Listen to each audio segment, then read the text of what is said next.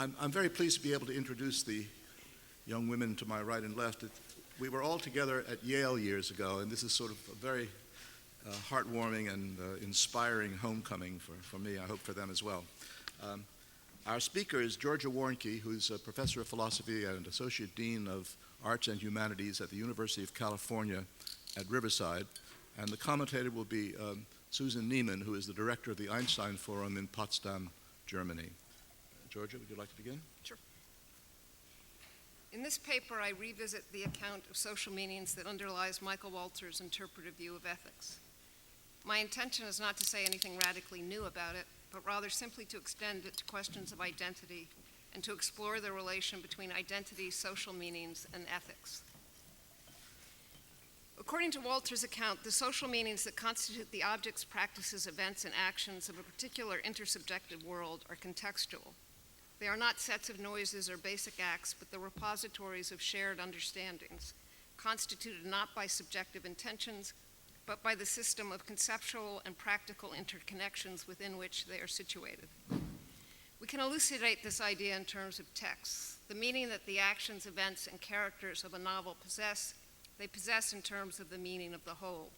If we understand Jane Austen's Mansfield Park as a plea for stability, we can understand the character of Fanny Price as a Burkean figure among a group of shallow peers. If we understand the novel differently, we understand Fanny and her compatriots differently as well. Who she is within the context of the novel, and how we understand the novel, therefore, affects how we understand her. The reverse also holds. The way we understand Fanny Price affects our understanding of Mansfield Park. One of Walzer's own examples is that of a religious altar. If what makes Fanny Price Fanny is her part in the novel, what makes a table an altar is its part in a religious context. Its use during a set of occasions, its placement within a specific space, its role in a certain kind of performance carried out by certain people using certain texts that express certain beliefs. As in the case of Mansfield Park, the constructions of social meanings are circular. Religious services are religious services because they take place on holy days in churches, make use of altars, and involve performances by priests and bishops who employ scriptures and prayers that express certain beliefs. Outside of this system of interrelations, or in other words, outside of this text, an altar may be a workbench or a desk. Within it, it is as objectively an altar as it is ever going to be. Yet suppose one is oneself outside the circle of constructions. If the way we understand Mansfield Park affects the way we understand Fanny and vice versa, surely the way we understand religion affects the way we understand altars and vice versa. For a non-believer, then, can an altar not simply be a table and religion a set of bizarre activities? To some extent, Walzer agrees with this suggestion. Social meanings, he says, are, quote, constructions of objects by sets of subjects, unquote. And altars would seem, therefore, to be altars only for those who have made them so. At the same time, if sets of subjects construct their objects, they do not do so out of nothing or from the ground up. Instead, they inherit them. They come upon meanings already constituted for them in the histories and traditions into which they are born. Even if we are not ourselves religious, we grow up within a history in which religion plays a meaningful part. Altars are already altars for us before we try to escape the historical text they and we inhabit in order to see them as merely tables. Insofar as we live within an ongoing history of deep-seated understandings and shared assumptions, within what Hans-Georg Gadamer calls effective history, opting out of our social meanings requires opting out of the history in which they participate, and doing so, moreover, from within that history. Walzer emphasizes that social meanings prescribe principles and rules regulating our interactions with them and with other people in relation to them. Because of what something is for us, we are obliged to use and value it in ways that follow from its meanings and exchange, share, and distribute it in these ways as well. Thus, if a table is an altar, we cannot write a casual letter on it or use it for firewood. Similarly, if we understand our working lives as careers, and if we understand the stepping stones of those careers as positions open to talent, then certain rules follow. Positions are what Walzer calls offices, or jobs for which qualifications are necessary. The moral implications of their social meanings are that those who are more talented or who have better qualifications according to the criteria of authorized search committees secure positions over those who are less talented. Offices thus cannot be handed down from one family member to another, but must be secured in competitions open to all those with the requisite qualifications. Further, the competition must be fair, and similarly talented candidates must be treated equally. Within a religious context, an altar is not a butcher block. In the context of careers open to talents, offices are not family holdings. As this analysis suggests, the moral legislation that follows from social meanings allows for a form of immanent social critique. It was not necessary that we should have understood offices as positions and careers open to talents. We might have constructed them as family holdings. Nevertheless, once offices become, and as long as they remain for us, positions and careers open to talents, then they must be the objects of fair competition among those with the required talents. It follows not only that they can no longer be inherited, but also that if we tacitly or explicitly reserve them for white men, we are engaged in discrimination and are violating the terms of the very meanings we have ourselves constructed. Suppose, however, a long history of social construction, or in other words, the text in which we live and understand, has itself, as Walzer puts it, quote, somehow gone awry. His example is a world in which women have the meaning of objects of exchange. As long as they are exchanged, there seems to be no room for immanent critique, for the morality of exchanging them follows from their construction as objects of exchange. Yet women participate in a double hermeneutic. They are both characters in a novel, as it were, and novelists, objects of construction and sets of subjects who themselves engage in the construction and reconstruction of objects.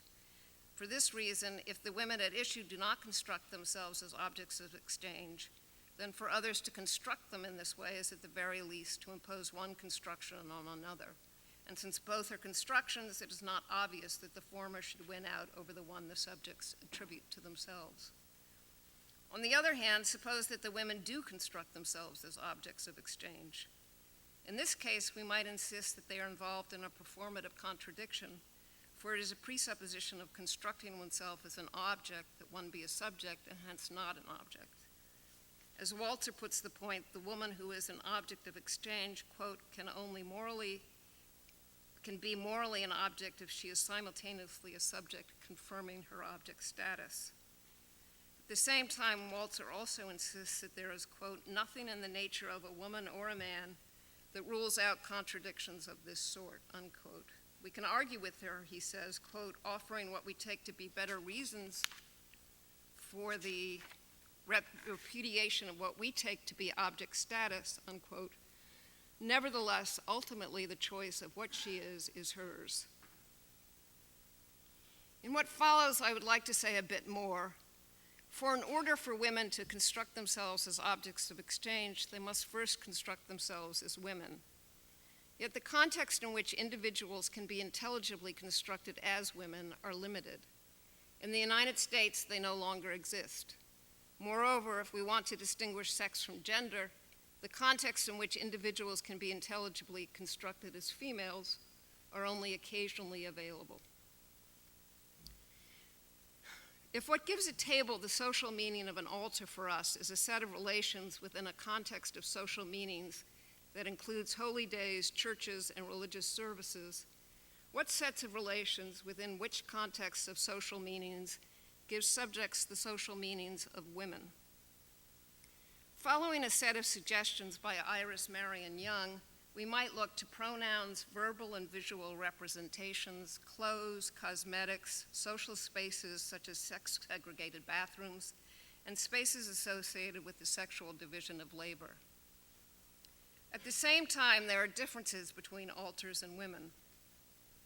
For whereas an altar cannot be an altar outside of its place in a system of religious interconnections, the same does not hold for the relation between gender and this set of social meanings.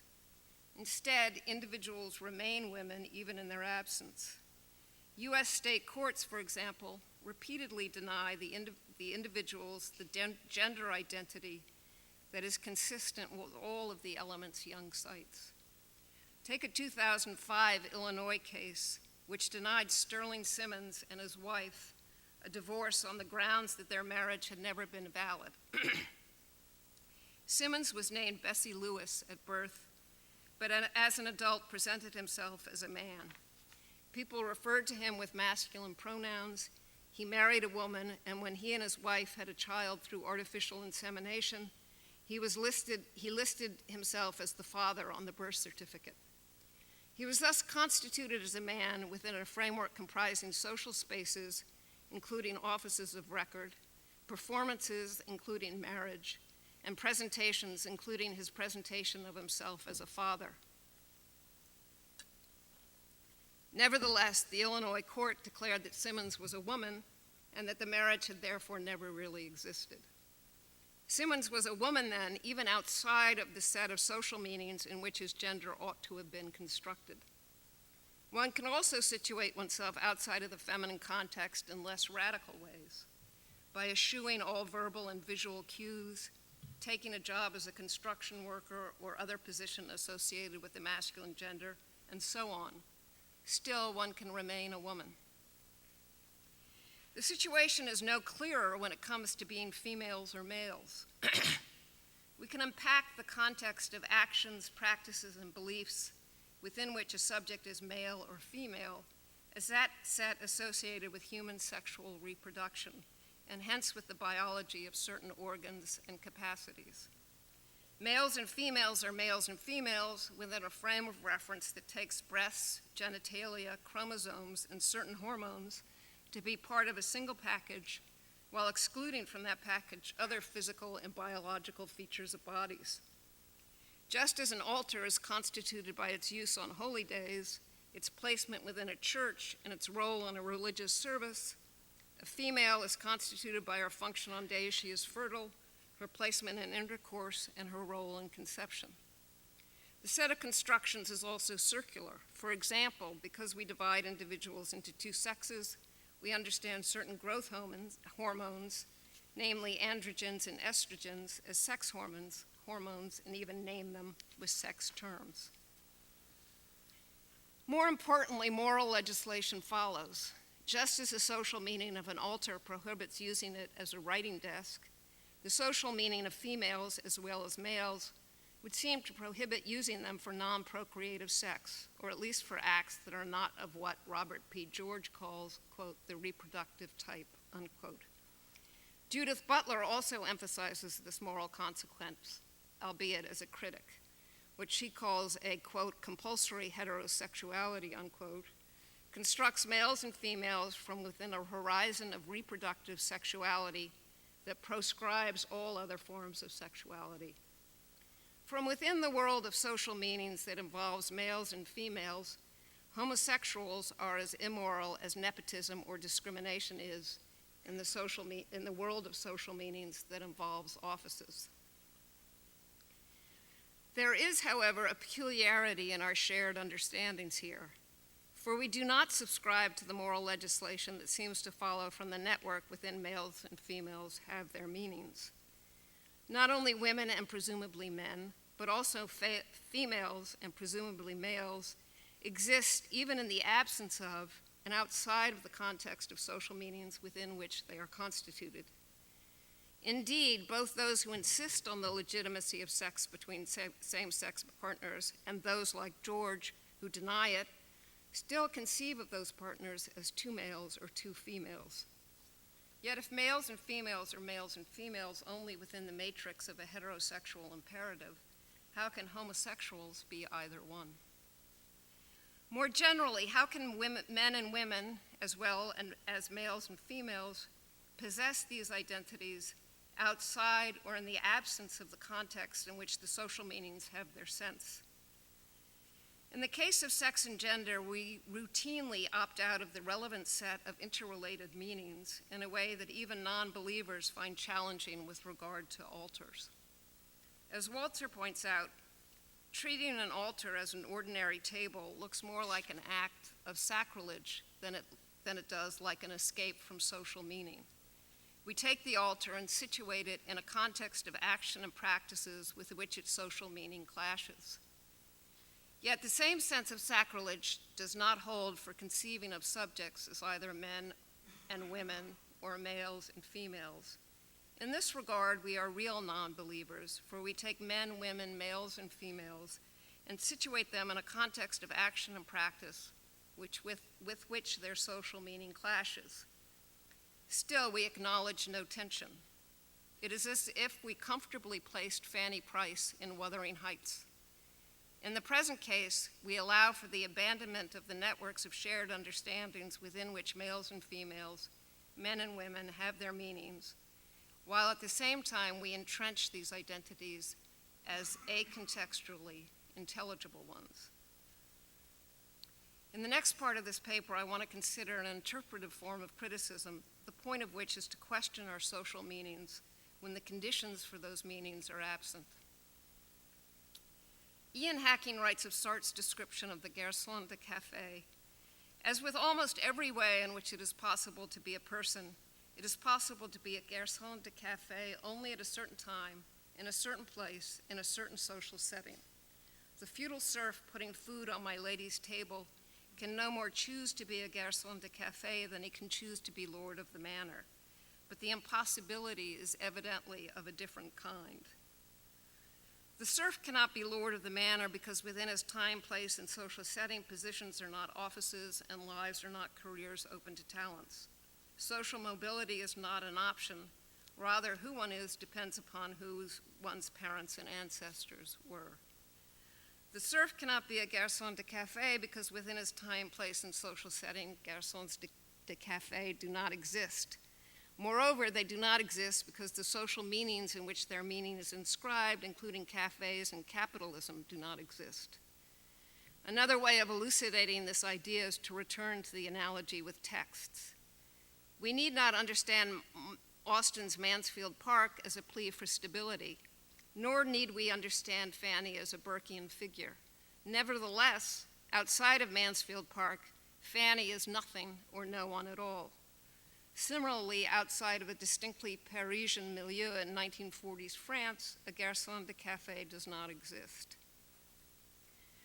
The case of subjects who are women and females, men and males, seems to be just the case that Hacking declares impossible, however. Fanny outside the novel in which she exists, or a garçon de café in a Manhattan Starbucks. The social meaning of women involves a conceptual and behavioral network of pronouns, spaces, self-presentations, and representations. Yet we not only deny that certain individuals within this context are women, but often require others outside of it to be women. The same holds for men. Likewise, the social meaning of males and females conceives of them in terms of human sexual reproduction.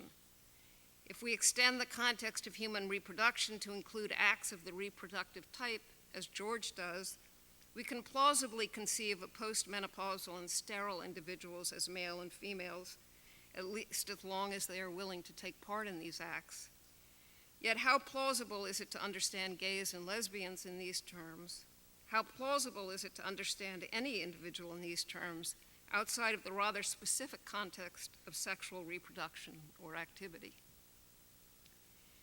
Put in these terms, these questions neglect effective history. The difference between history and Mansfield Park is that whereas Austin finished the latter, we continue to write and live the former, and its earlier parts therefore have an ongoing influence on the parts in which we are currently engaged. An altar has a hold even on the non-religious. Similarly, a Starbucks barista who tried to resurrect the quick, servile movements of a garçon de café would be noticeably odd, but would nonetheless succeed in invoking a personality familiar to us because of the history and tradition of which both we and garçons de café are parts. Might not women and men, as well as males and females, be similar, what we might call remnant identities? That is, might they not be identities that have lingering force because of their part in effective history, even outside of their proper context, and even if the social context in which they had their meaning no longer exists? Take men and women first. In most historical periods, identity as a man or woman was inscribed not only within a set of representations and self-presentations, but also within a set of laws, rigid social roles, dress codes, and the like. One's identity as a man or woman was wrapped up in a context involving one's status as a citizen, property-owning owner, and career person. Yet, while laws and social roles continue to constitute individuals as men and women in some countries, they no longer have this force in the United States. In other words, social, economic, and political contexts no longer intelligibly contain men and women within them. A similar constraint holds for the contexts that are meant to contain males and females. They are part of a heterosexual matrix and intelligibly reside only within it. Males and females are thus only occasional identities, appearing only within the context of procreation and entirely out of order anywhere else. For their part, men and women are akin to garçons de café, remnant identities whose meaning is a relic of the past and who intrude on contemporary American contexts in inappropriate ways. This conclusion is a Walzerian one. The theory of complex equality that Walzer develops in Spheres of Justice draws an important consequence from its account of social meanings and the moral stipulations they make. Context of social meanings differ. If altars have their meaning in a religious context, and if offices have theirs in the context of careers open to talents, then the moral legislation each involves differs, and we ought not suppose we can find one standard for using or valuing them that works for both. Rather, these standards are sphere-specific, reverence perhaps in one case, and equal opportunity in the other. More to the point, neither reverence nor equal opportunity is a standard appropriate to all spheres. Money buys goods, for example, but if it also buys political power and education, it unjustly usurps the standards of distribution proper to those spheres. To the extent that as a society we allow those with money to buy access to power or to buy better educations for their children than those without money can receive for theirs, we violate the moral legislation of our own social meanings. The same holds for identities. They are the identities they are, only within distinct spheres. Within one sphere, we are worshipers. Within another, we are consumers. Moreover, to the extent that identities cross spheres, they usurp the identities proper to those spheres. The phenomenon of driving while black is a clear illustration. For when we are driving, we are surely only drivers. Likewise, to the extent that civil marriage includes as its participants men and women or males and females, these identities take over for the identities proper to the sphere, one that the history of marriage law arguably constructs as choosers and consenters. In order to preserve the autonomy of spheres, we need to insist not only that criteria of use and value within them cohere with their logic, but also that the identities who use and value social meaning within them cohere with their logic. Careers to the talented, in other words, and rights to civil marriage to the choosing. Following Walzer's theory of complex equality, we might call the consequences of this line of thought a theory of complex identity. It returns us to an older tradition of struggles for political and civil rights, replacing the so-called politics of identity with the demand for equal treatment, where the specification of equal treatment follows Walzer's theory of complex equality and refers to treatment consonant with the relevant sphere. Whereas the politics of identity insists that women and ethnic, racial, and sexual minorities demand a form of participation in social and political institutions that sufficiently respects their identities, a theory of complex identity asks that we respect those identities that are intelligible parts of the spheres in which they operate. With regard to careers open to talents, we are only individuals who are more or less talented according to the guidelines of the relevant search committees. With regard to driving, we are only good or bad, or insured or uninsured drivers. Of course, the theory of complex identity may seem not only to return to the older tradition of struggles for political and civil rights, but also to add nothing to it.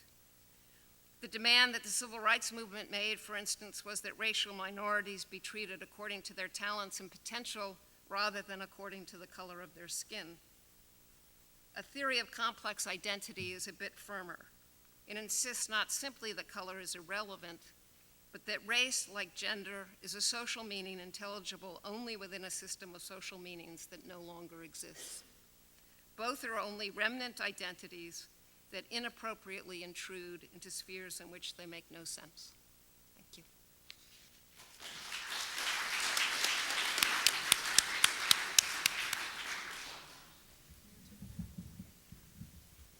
Let me start by thanking both Michael and Itzik. Itzik and I were neighbors last year at the Institute, and in between carpooling kids back and forth to school, we did occasionally discuss the conference. And the one thing I most remember telling him as somebody who has organized a lot of conferences was completely wrong. That is, he showed me a list of people he wanted to invite and asked what I thought of it, and I said, it's a fantastic list, but Itzik, don't count on getting more than 70% or so. He said, well, I think a lot of people are really committed to Michael. And I said, yeah, sure, we're committed, but people have lives and they're over-traveled and so on and so on. I think you got 100% is what it looks like. Anyway, Mazel tov. George's paper raises so many rich questions that it's hard to know which one to start with, particularly since so many of them are rich questions about which I profoundly disagree with her answers. Let me start, though, by restating part of Michael's views on two related issues. One is immanent critique, and the other is social meaning. I'm not sure whether Georgia will disagree with my take on Michael's views, but in offering a notion of interpretive criticism, she draws radically different conclusions. Now, all of us, I suspect, are agreed that the wrong way to do either moral and political theory or useful social criticism is the caricature of Kant we might call fundamentalist universalism. I don't think it's Kant, and one thing I'll be suggesting between the lines is that all of you are more Kantian than you actually think you are.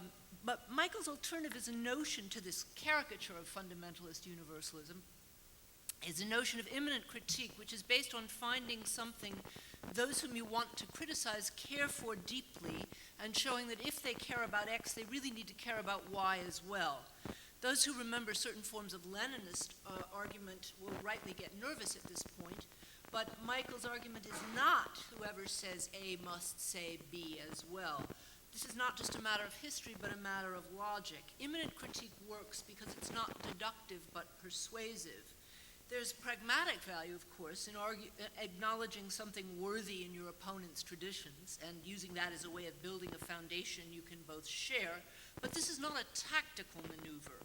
Rather, it's about respecting other people as ends in themselves, whether or not they share your ends, and as the autonomous moral agents Michael suggests all of us are when he writes in Thick and Thin, quote, individuals need to maintain a high opinion of themselves, a sense of their probity and righteousness. And similarly, the members of any society, especially the leading members, need to believe that their distributive arrangements and policies are just. Michael reads this as a pervasive and profound social idealism, and I wholeheartedly agree with him, though I wish he hadn't taken the just slightly deflationary tone implied by people need to maintain a high opinion of themselves. Understood this way, though, immanent critique isn't really the most effective, though Dayenu if it were. It's also the most decent form of critique as well. In Avishai Margalit's sense of a decent society that avoids humiliation of its citizens, decent critique would be one that avoids humiliating its opponents by not kicking them out of our moral universe, but searching for some piece of common ground that puts us in the same moral territory and expanding it. We can agree on this easily enough in the first example Georgia discusses, namely viewing offices as careers open to talents. Doing so, of course, was a great achievement of the Enlightenment. Before it, offices were things you either bought or inherited. After it, selling or bequeathing offices was not just a violation of a new social meaning, but something we came to learn was unjust. But if we came to recognize the injustice of distributing offices on the basis of anything other than talent, then we cannot, as Georgia argues, simply distribute them to people because of their gender or color. Demands for inclusion by women and non-European men are based on principles the Enlightenment itself used to undermine inherited privilege. I've always been puzzled by the fact that so many who make those demands view themselves as rejecting the Enlightenment rather than calling to extend it in the direction of the ideals to which it claims allegiance. The Enlightenment didn't realize its own ideals, but ideals work precisely as demands that need to be realized. The fact that almost no one in the West would dare openly argue for restricting offices to people of one tribe or another, whether or not tacit restrictions remain in practice, and of course they do, has to be viewed as a measure of the triumph of the Enlightenment rather than its failure. For in fact, it worked by a process of immanent critique, which forced white men in positions of power to acknowledge not that they were, or perhaps also that they were violating socially constructed meanings, though they might have been doing that, but something about which they and all of us deeply care, namely, as Michael put it, living up to our own sense of probity and righteousness. We might disagree about the analysis of the example, but we'll probably all agree on it precisely because it is one of those principles that even those determined to reverse that other great Enlightenment achievement, namely the abolition of torture, agree on in principle, though assuredly not in practice, that careers should be open to talents. Two black secretaries of state, one of them female, underlined the depth to which the principle has been accepted even by those who violate every other principle. And this is true even if you believe, as I do, that the right has learned to put people of color in prominent positions in order to distract from other pervasive forms of injustice. Still, if hypocrisy is the tribute vice pays to virtue, we shouldn't underestimate the value of compliments, or the fact that those particular ones were inconceivable a couple of decades ago. And if the Western right has formally abandoned its racism and sexism in order to pledge allegiance to the principle of careers open to talents, the Western left has abandoned its uneasiness with making moral judgments about other cultures to say that a society that doesn't allow women to drive, much less compete for offices, is not a society we should hesitate to condemn. But so much for easy cases, I want to turn to alters. All the hard cases involving both immanent criticism and social meaning turn on the question, how much of your social meaning am I bound to accept? And if as I've suggested, this is not a matter of tactics, but of deep respect for other beings who almost certainly inhabit some of the same moral space I do, then accepting some part of others' social meanings has a normative component. Even if you're an atheist, you should not use my altar as your butcher block. This is not because I live in the same neighborhood, work in the same institution, or send my kids to the same schools that you do, and our lives will be harder if we trash each other's treasures. Rather, as I can't fully argue here, some social meanings are so deep and entangled in most of our identities that it's important to extract some bits we can share. I think Georgia would agree that we do this. She said an altar has a hold even on the non-religious, but I don't know if she agrees that we should. I'm neutral about that. This is not yet a criticism, but my belief that we should do stems from a combination of Kantian respect for others as ends, a dose of the principle of charity that leads me to doubt people can be generally so stupid as to mean nothing interesting by their main social constructions, and profound admiration for the Jewish prayer that thanks God for making distinctions, in particular the distinction between sacred and profane, though I can do without most versions of the distinction between Israel and the nations. Elsewhere, I've argued that both atheists and believers could agree on a notion of reverence that we ought to share. This would be a relatively thin notion, but as Michael put so rightly, minimalism does not describe a morality that is substantively minor or emotionally shallow. The opposite is more likely true. This is morality close to the bone. That's from Thick and Thin. Reverence, as a thin moral virtue, would be the recognition that whatever else we are, we're created beings and therefore have limits, that whatever else we believe about the world, we aren't the ones who created it, and it isn't ours to dispose of. It's an attitude that fosters not only humility but gratitude as well, one psychological basis for generosity, all of which are virtues in very short supply. You may revere the starry heavens above us, while I may revere an altar, but we might come to agree that these are matters for something neither of us can adequately express, and that reverence itself is a good that a culture should preserve. The hard cases will be settled as hard cases mostly are, piece by piece, slowly, and with an eye to the details. You may want the sort of distinction between sacred and profane that throws money changers out of temples, but be willing to settle for one that keeps the church from calling in McKinsey. I actually have a friend who left the Catholic Church when it did. I find the idea of reverence for reliquaries more than gruesome, but they're confined to glass cases and do no clear harm.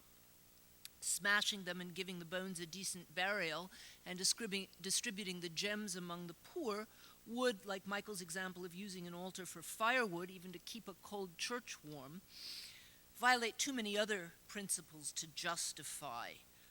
There are other hard cases, but I don't want to spend time on them because I want to turn to the central example in Georgia's paper, which I find most problematic. She argued, and I quote, that contexts within which individuals can be intelligibly constructed as women are limited. Indeed, in the United States, they no longer exist. I should begin by saying that I don't work in gender studies, so I may be missing some background that gives this claim a sense I haven't grasped. Nor do I actually live in the United States at the moment, but I am here and in touch often enough to say that the country is full of contexts in which individuals can be intelligibly constructed as women. You needn't look to conservative religious groups who want to keep us barefoot and pregnant or oppose sex that isn't directed towards procreation. Anybody who was in New York City last weekend, as I was, for the premiere of Sex and the City, or followed a fraction of the high and lowbrow media coverage of it, will be perplexed by the claim that the United States has no context for an intelligible construction of women. Now, neither the evangelicals nor Carrie Bradshaw provide a vision of womanhood to which I want my daughters to aspire. And nothing is clearer than that the social identities of men and women that, as Georgia points out, were rigidly fixed in most historical periods, have radically changed from our own childhoods to our children's. But I'm perfectly happy to call that progress and to hope that we'll make some more. The fact that our identities as men and women are less fixed and more fluid than at any time in history need not lead us to conclude that we have none at all. This would be a sort of Humean form of throwing out babies with bathwater, rather than supposing that our culture is at a point of exploration, much like people on the cusp between adolescence and young adulthood who have decided they won't uncritically accept the identities they inherited and are trying on others for size. I don't expect genders to settle on one identity any more than people do, and I share both George's and Michael's emphasis on the existence and virtues of multiple identities. But some may find the hope I've sketched to be overly optimistic. Why expect that after a period of radical doubt, fueled by everything from the movements for women's and gay liberation to the extraordinary changes in reproductive technology, why expect that women and men will settle on new social meanings that give words like man and woman their sense? Why mightn't the ontology turn out to be Hume's with no self or sexual identity at all? Of course, it might turn out that way. But let me begin by suggesting some practical reasons why we shouldn't give up on the notion of looking for shared social meanings of women for woman, even though we don't know whether we'll find one for sure. The first reason is political. If we give up on finding a shared social meaning of man and woman that I can share with evangelicals in Kentucky or Carrie Bradshaw in a boutique, we give up all the virtues of immanent critique, that is, the search for shared moral space that can be expanded. Most of the political goals Georgia wants to achieve can be done without abandoning that search, and I suspect they can't be achieved without it. The gains that have been made towards recognizing gay marriage have been made by appealing to shared values attached to the institution of marriage, commitment and responsibility and social stability, as well as the relatively new historical affirmation of the right to marry whom you love instead of someone who's chosen for you. Immanent critique was successful here, and remember, we've come a long way in a couple of decades, because it appeals not just to values we cherish, but to meanings that marriage should be connected, however complexly, to love that we share. Outside of some academic quarters in a couple of neighborhoods in LA or Berkeley, I suspect it would be hard to find shared agreement to George's claim that, quote, social, economic, and political contexts no longer intelligibly contain men and women within them. And here I want to thank Amy Gutman for her plea for an effective political philosophy. But this could be put as a tactical point. That is, if men and women don't exist, we may have to invent them for the sake of the hoi polloi, whose consent we need for political purpose. In fact, I'm concerned as much with truth as with tactics.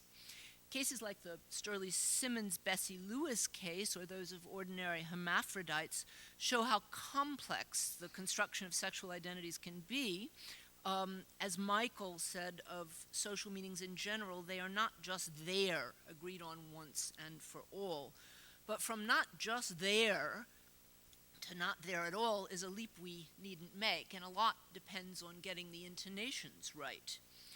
I'm not sure what to say about Sterling or Bessie, but one coherent way to describe him or her is a case of a woman who wants to be a man, not of a being who is neither.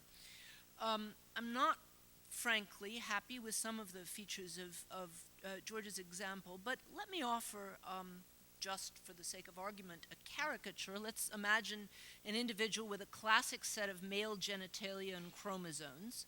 Let's make him a truck driver who begets children with or upon the waitresses he condescends to flirt with on the highway, totes a gun and a pack of reactionary views about he-men and dumb broads and gendered divisions of labor, and for good measure, let's make him homophobic to boot.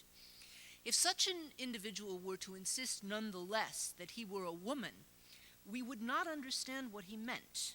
Even further, we'd be inclined to say he got something wrong. Wittgenstein may have taught us that meanings are constructed from and within practices, but they're practices that are social and shared. Like any word, you cannot use woman to mean whatever you like. Another way of using it to mean nothing at all. Borderline cases complicate and straddle borders, but they don't eliminate them entirely. I want to close with a few words about essences, but before returning to truth, let's spend a moment with beauty. Within the sphere of civil marriage, Georgia proposes to replace the identities of men and women with what she calls the identities now proper to the sphere, namely choosers and consenters. I'm concerned that this is too similar to earlier proposals to replace ordinary language with Esperanto. Like George's proposal, the argument for Esperanto flowed from the best of intentions, and as Michael points out, in disavowing the idea of moral philosophy as a search for a kind of moral Esperanto, principles that would be neutral between cultures and times, the project failed in its attempt to be culture neutral because Esperanto is closer to an amalgam of European languages than to Swahili or Chinese. But it also failed because it didn't do a lot of what we need language to do, namely serve as a vehicle for story and poetry and song. Like natural language, social meanings need rhythm and cadence and resonance if they're to do what we need. I'm grateful, by the way, to Avishai's paper, not just for printing all the verses to Solidarity Forever, but reminding us that a good round of singing it might actually be more politically useful than any number of philosophical analyses of the word solidarity. What would happen if, at least for the purposes of civil marriage, we followed George's proposal and replaced the fluctuating identities of men and women with identities proper to the sphere of civil marriage, namely consenters and choosers? It's possible that unlike Esperanto, those categories may be as culture neutral as they seem, but isn't just a pun to call them neutered as well. Marriage, as Georgia points out, need not be tied to procreative sex. But however problematically and complexly, it has been tied to sex, indeed far more clearly than it's been tied to love. Of course, you can have sex with or without marriage as a chooser or a consenter, but it's hard to find the eros in it. There is, I kid you not, a long video installation currently featured in the Berlin Biennale about two women, one from Sweden, one from the US, who independently of each other call themselves object sexual and consider themselves married to the Berlin Wall. They actually performed ceremonies, and one described her It's serious. It's very funny, but it's actually, they're completely deadpan. It's not a joke. One describes her heartbreak at the demolition of the Berlin Wall. My husband. There may be more such people, and I don't want to define sex or marriage so as to rule out borderline cases, but I don't want to make them central to their meanings either. Barring such borders, whether we choose or consent to men or to women and in what combinations, most of us would miss the body and soul that are lost when men and women give way to choosers and consenters. Nor should we have to. Most leading political philosophy of recent decades followed the turn from metaphysics made most explicit in the work of Rawls and Walzer. For good political reasons, both were impatient with the crippling idea that we couldn't begin to do political theory until we untangled every metaphysical string with which it might conceivably be connected. It's an impatience I share, and here I particularly want to thank Michael for setting an example as the most important political philosopher of his generation who keeps getting his hands dirty in the world as it is. I'm nearly done, Itzik. But I really want to make sure that thanks didn't get lost. Michael really keeps getting his hands dirty in the real world as in the world of theory, and it's been a wonderful and inspiring example. He says we'll extend it till 3:15. I am going to end very soon. But I do want to conclude with a plea for a little metaphysical backbone to our political theory, at least enough to counter some common mistakes. This would be a very thin metaphysics in Michael's sense, but it would be enough to take on the word essentialism as an ultimate weapon in a knockdown argument. Anybody who's studied Wittgenstein knows how easy and amusing it can be to find counterexamples to the definition of essences for the simplest of objects, not to mention men and women. Anyone who's traveled seriously to more than one country knows how easy it is to find counterexamples to claims that all the Albanians are X, whatever the X may be. But travel a little longer, and you'll discover it's possible to make generalizations that make sense about national character. Like family resemblances, Wittgenstein's proposed replacements for essences, most generalizations are clearest from the outside. I sometimes hear that I look like one of my daughters, which I hear as a compliment and grateful that she doesn't hear with a wince. But I don't see it at all, and yet when I opened the door to a friend's son yesterday who I hadn't seen in years, I really wasn't sure whether I was seeing the father or the son. We've all had that experience. Like family resemblances, the multiple social meanings Michael champions so often will not be exhausted by lists, perhaps not even remotely captured by them, yet we perceive them all the time. One of Michael's more important undertones is an argument against a vision of human wholeness. The main reason I remain a Kantian is that Kant was the first philosopher to recognize that growing up in modernity requires abandoning a vision of wholeness. It's a reaction, the reaction to rejecting it is one I understand. One great virtue of Michael's work is its suggestions for how to avoid it. Reconciling the tension between universal and particular would be squaring the political circle, and Michael Walzer doesn't try, but he has offered us a series of ideas for living with that tension, and for that we're all in his debt.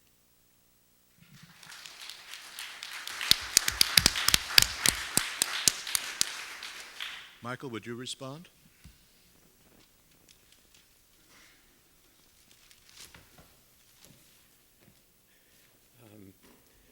Well, we're in the middle of a stirring argument, and I'm not sure I really want to get in the middle.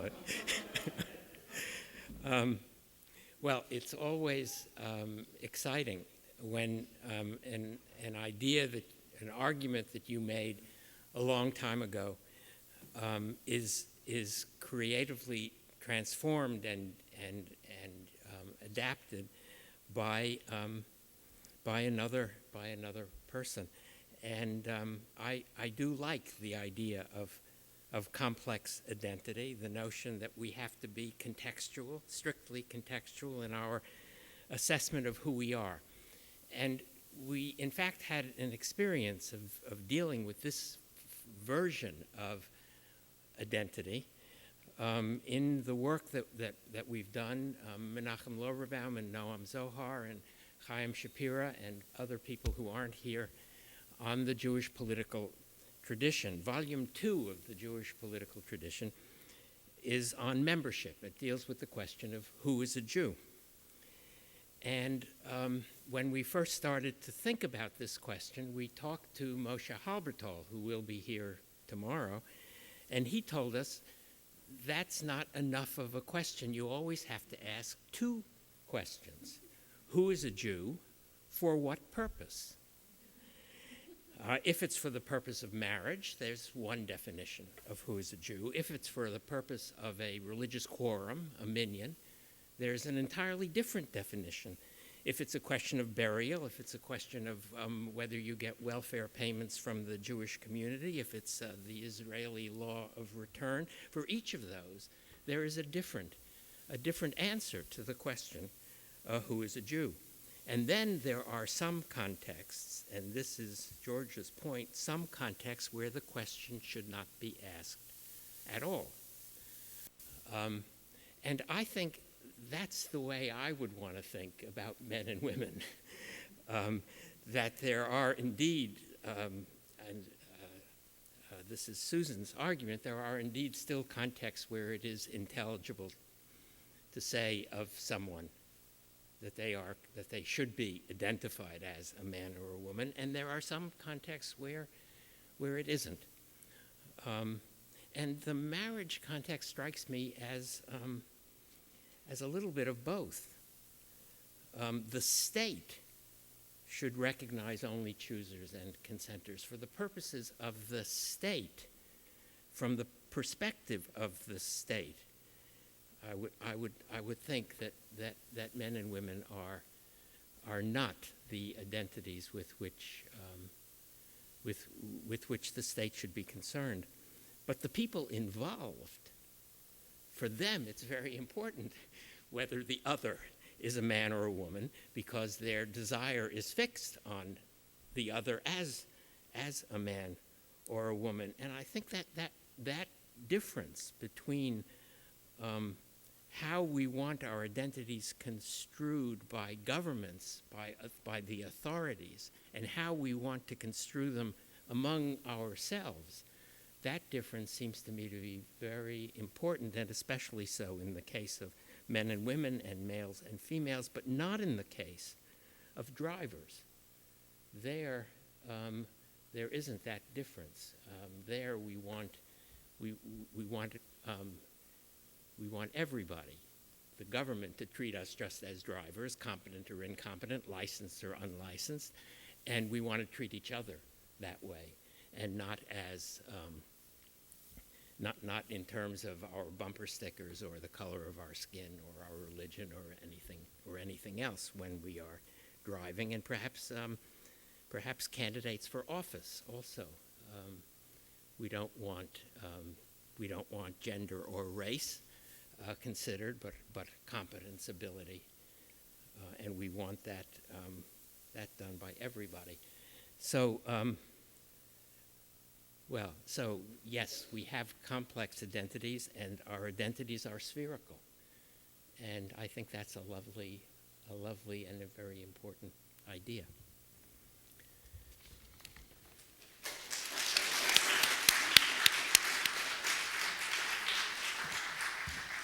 We're going to extend this session until 3:15, which gives us about 20 minutes for questions, so please be brief, and let's get on with it. Maybe there are no questions. What are we going to do with this 20 minutes? You want to do that? Georgia, do you want to respond to Susan's comments? Sure.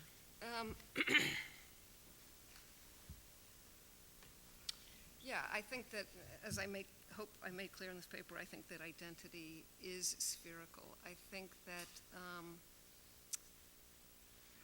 in the context of marriage, I guess I want to respond to Michael too.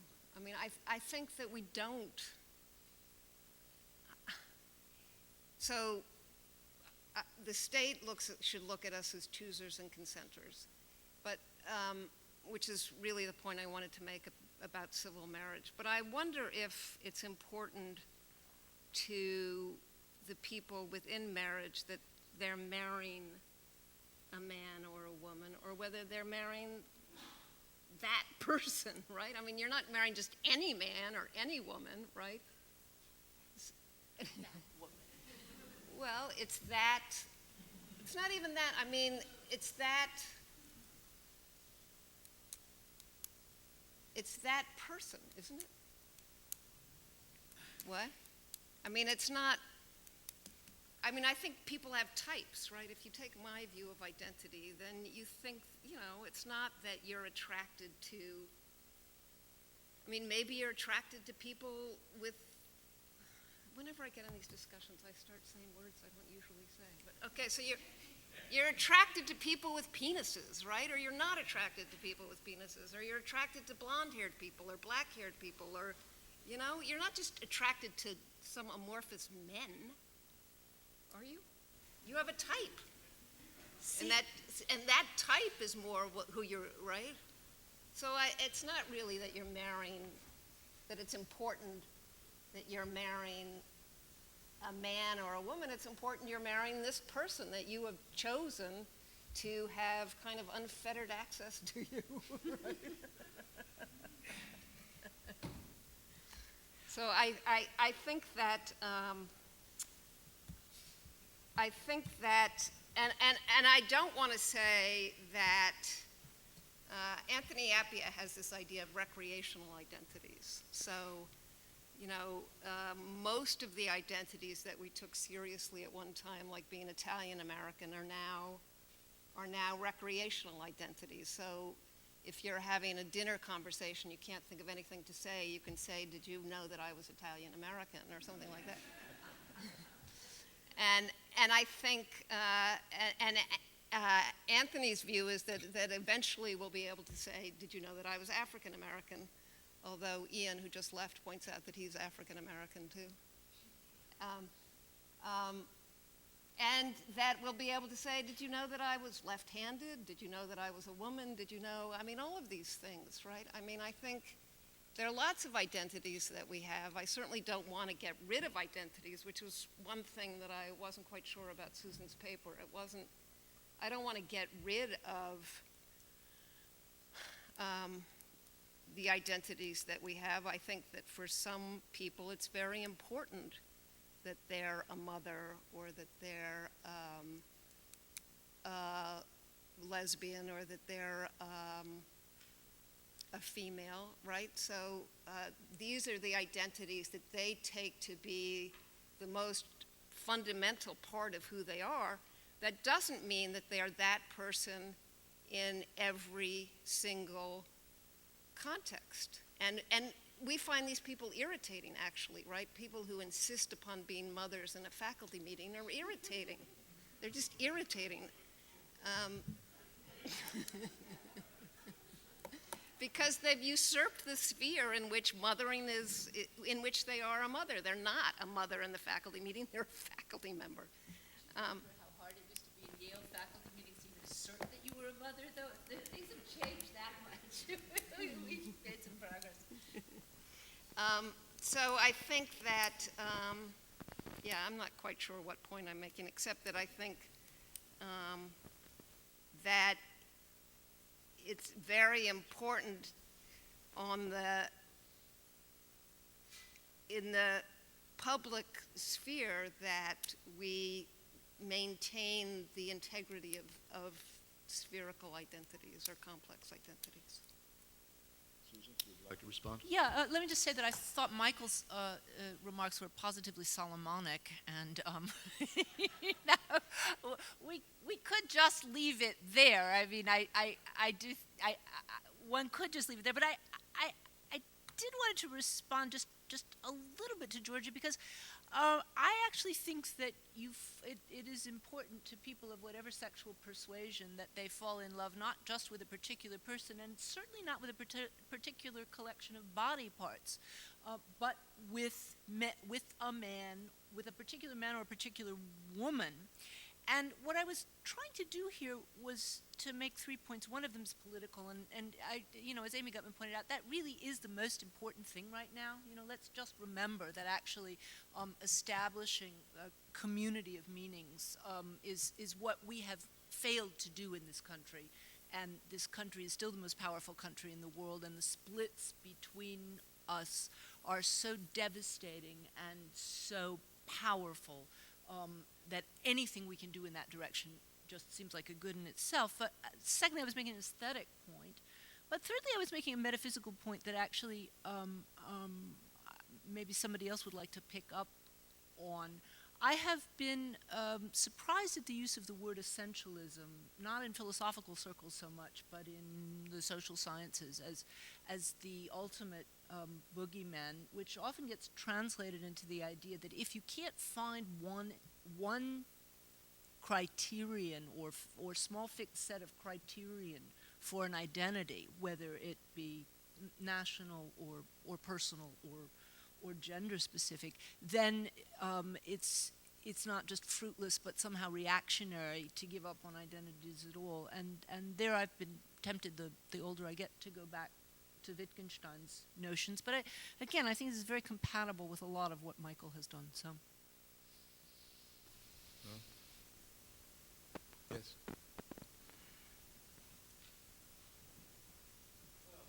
Essentialism is a good place to start the point I wanted to make. And forgive me if what I say sounds crude, but I don't mean it in that sense.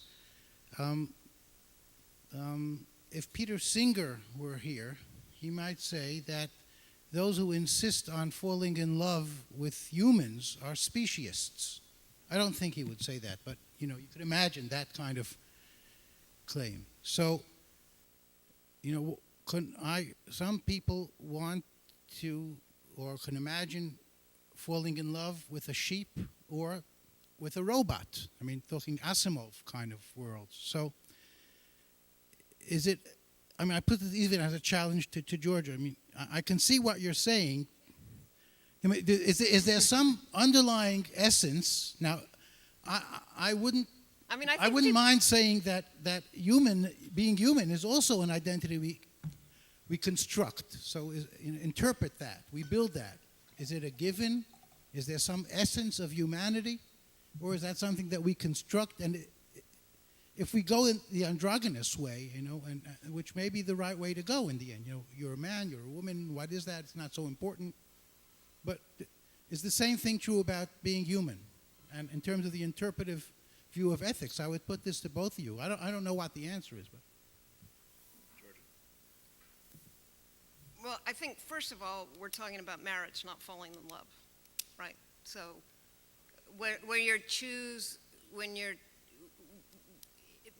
I want to say that the identities proper to the sphere of marriage are choosers and consenters, and sheep can't consent, right?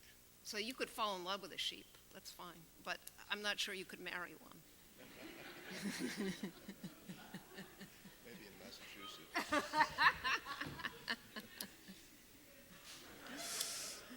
You have to, yeah, but I think that, this is not just, in the longer paper, I talk about the history of marriage law in the United States, and the history of marriage law is from the first case, which was Perez v. Sharp in California, which was the first case to get rid of miscegenation laws, and they did so while upholding segregation in California, and the claim that the California Supreme Court made was that segregation was fine because if there are, on a train, for instance, if there was one train car that you couldn't sit in, there was always another train car you could sit in, but that the same claim could not be made of marriage, that you couldn't claim that if you couldn't marry a white man, there was some other man that you could marry, or a white person, right? So it said that human beings are robbed of dignity if they are supposed to be as interchangeable as railway cars. And that case made it very clear that what's crucial to marriage is that you choose the person you marry, right? You get to marry, men who are free, it said, are free to marry the person they choose.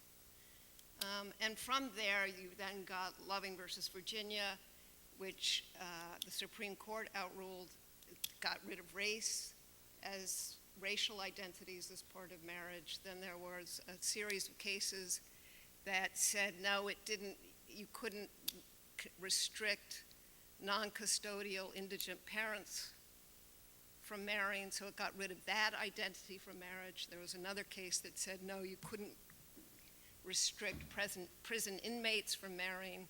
So in each of those cases, it was getting rid of an identity. This identity is not part of marriage.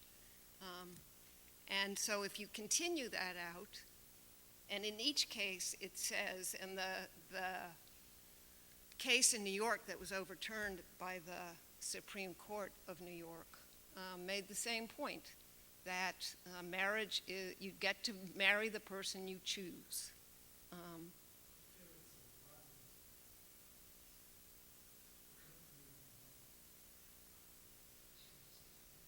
Yeah, but there might be health reasons for that, right? But also, most people don't want to do that, right? Please. I seem to have the microphone. Shall I use it? Well,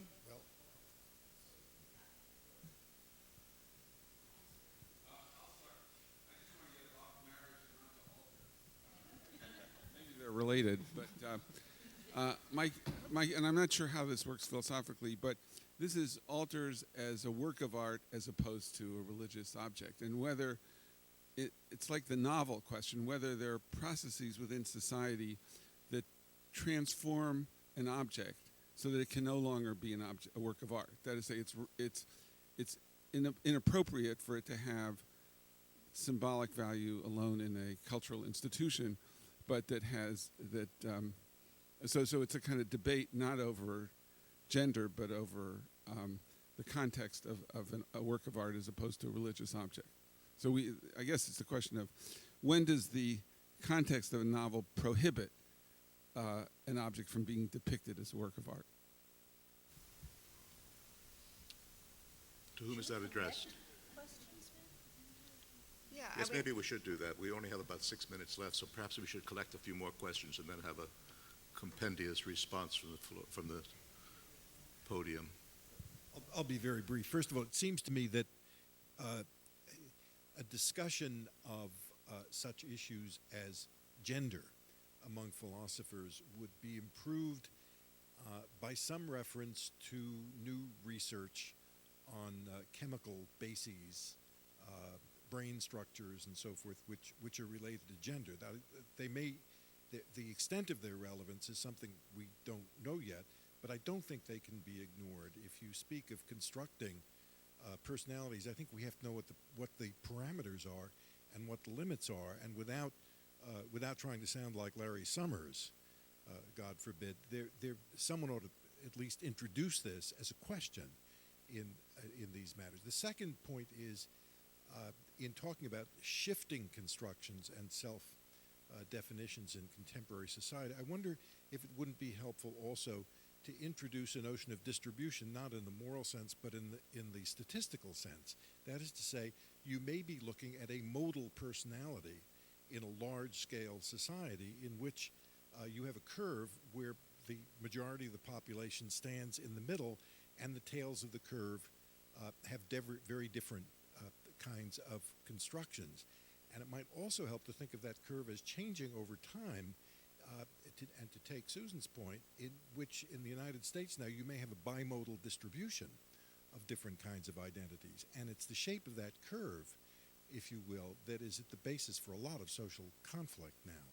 So distribution in that sense, in the statistical sense, might also be introduced.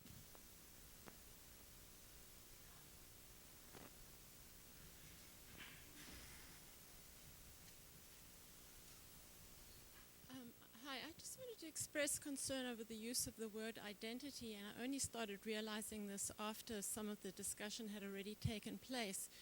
Why are we not using the word property or characteristic or feature it seems to me that what's special or distinctive about the term identity as opposed to feature and characteristic is that identity is stable across numerous contexts. And so maybe that would speak against this form of, what was the theory? Complex identity. Thank you. The time is practically over, so let's see if our panelists wish to respond to these observations. Susan, do you want to go first? Georgia, you want to go first? Yeah, I mean, I think that certain things become works of art, like altars, when they've lost their religious meaning. And the same, I wanted to suggest, might be true of identities. With regard to brain structure, I think, again, it's a question of,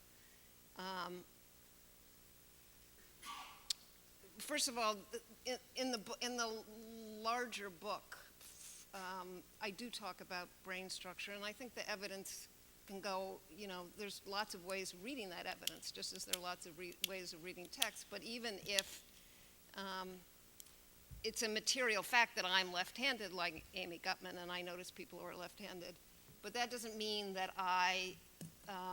and sometimes